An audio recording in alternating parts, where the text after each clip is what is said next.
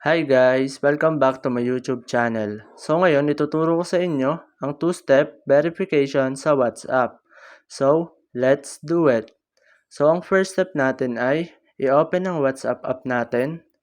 And then, dito, punta lang kayo dyan. And then, punta kayo sa settings. And then, scroll down. So, makikita nyo yung account. Pindutin nyo lang yan. And then dito, makikita nyo tong two-step verification. So, ayan guys. Dito, pwede nyo nang i-turn on. At dito guys, ilalagay nyo yung 6-digit PIN nyo. So, ayan. Maglagay lang kayo ng 6-digit PIN nyo dyan. At dito, i-confirm nyo naman. So, ayan. So, dito naman, pwede kayong mag-add ng email nyo. So, ako skip ko na lang kasi may email na ako dito. So, ayan.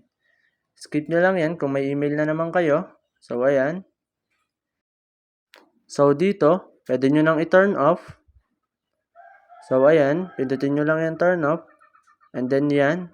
At ayan, pwede nyo namang i-turn on pag gusto nyo i-turn on. So, ganun lang naman guys, kadali ang two-step verification. So, ayun lang. Bye!